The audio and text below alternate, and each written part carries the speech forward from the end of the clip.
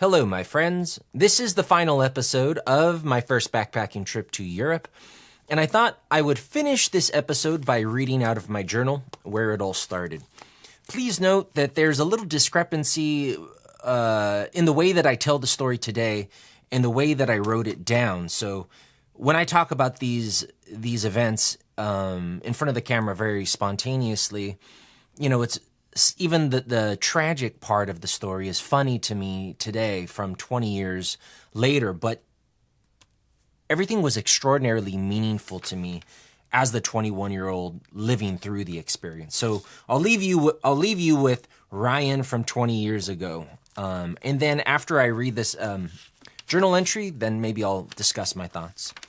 So this is September 16th, 2003, Tuesday, the day I flew home. To the start of a long day, blessings, anticipation, and much happiness. I am leaving Switzerland today after a 16-week adventure in Europe and Africa. I am going home, only it doesn't feel like it. Normally, I am quite happy and excited to return to Whittier, but things are different now. I have seen such beauty, tragedy, and enough of this world that home is no longer a location. Home is a feeling I get when I am safe and comfortable with loved ones. Ultimately, home is the kingdom of heaven with my true love. Even the past week has been wonderful, except on September 11th, when Bob and I arrived in Wengen exactly at 12 a.m. with a group of Israelis feeling a bit strange. Mars shone brightly next to the full moon, and I knew that foul spirits moved all about. But things were better on the 12th. We had wonderful weather, and soon we embarked on a gorgeous hike. One night in Wengen, we had a wild night after watching The Matrix 2 for free. Thanks to Claire. I missed the Mexican food that night, thanks to Bob and a couple of Czech girls. But after much wine and beers, also thanks to Claire, we all got along and were partying hard. A group of burly firefighters grabbed Bob to dance, and it was the start of a crazy night. Him and Claire danced fast as Gita played and sang rock and roll.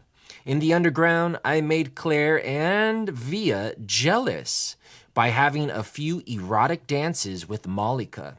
She told Bob I was a hot devil, and we really hit it off. But I later learned that Bob loved her, so I didn't tell him I kissed her, though I doubt it would matter much now. The next night was a finale with the Wengeners in Wengen Lodge, where Bob was the star of a slideshow. I had my fill for the free that night. The next day was the cheese festival, where I finally gave Manuela a kiss and looked into her devilish eyes. And we left Wengen as kings and returned to Vekis, our other kingdom. I had my last night with Nessie, our last joint, and our last kiss. But this was not after another fateful meeting with Yasmin, my young, beautiful Italian gypsy princess, and I finally kissed her, something I needed to do and did, thanks to God and his divine blessings. I said my goodbye to Uncle Bob and Aunt Rose, but kept this short. I didn't say all that I felt, but perhaps I will tell them soon in a letter. I love them both dearly, more than I could have imagined. Rose is an angel, and I love her beautiful innocence and honesty. Bob is a special, blessed, wild, free-spirited, good friend and uncle. My favorite uncle by far. We are very similar. We can both see that. He is an amazing man, and I hope that God gives me the opportunity to bless him back tenfold what he has blessed upon me. And God bless Rose too. Oh, and at the end, Bob and I rode free up to the Rigi and drank free beer, courtesy of the Migros Angels. It was the perfect last evening for my trip. I ate a massive portion of roastly, and it was delicious. Up on the Rigi, Bob and I read each a portion of our journals. He probably knows me as well as any of my friends do. Inside me is a great love, an inner fire, and a high hope for the betterment of my loved ones. I am nearly finished with my first big trip, and I am with mixed emotions. I am not sad, for I hope for even greater adventures ahead. I am not completely happy, for I would sooner continue to explore. I am full of impressions, experiences, and a thirst for more. It can be painful to let go of those you meet along the way, but it all seems to work out for the best. And I have seen such a divine flow in my travels, and in others, and also in mine. There can be no doubt that our Creator in heaven is always watching and keeping over us creations. It is beyond the understanding of many, but those of us who can see God's chime are in awe and can better accept our fate. I hope that my part in His enormous will not be over soon, and that I see the happy ending. I am in wonderful love. So, those were the thoughts of a 21-year-old as he completed his first backpacking trip. In reading that now, it fills me up with a little of emotion, as you might see. I feel like the man who was traveling there, although I can recall him, I am him, but it feels like another life. It feels like this man lived through such big ups and downs, and losing friends along the way, meeting people that he fell in love with and then having to say goodbye, running into so many obstacles, sleeping in the streets, having the time of his life and big eye-opening experiences.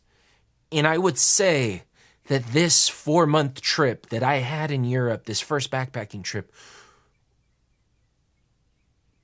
was, for me at that time, it was the best experience of my entire life. I looked back and I couldn't find an area of my childhood or teen years that could compare with the impressions and the love and the joy and the emotions that I was filled with. And I owed so much of it to my Uncle Bob. Because if you go back to the very first episode, it was his inspiration back when I was 18 years old working at Blockbuster, when he whispered in my ear, "Come to Europe, get a backpack." And I owe it to Paul for traveling with me and all of the people along the way who made this journey such a big part of my life. And from this backpacking trip, I went on to become a backpacker and still more trips much later. The next year, I went back to Europe and did different countries, and I would go on to Latin America, Mexico, Asia, and those are all stories for another day.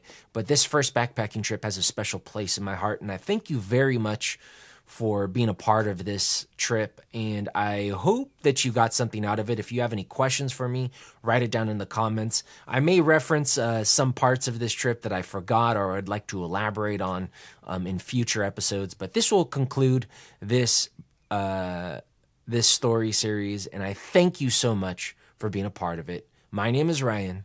Bye.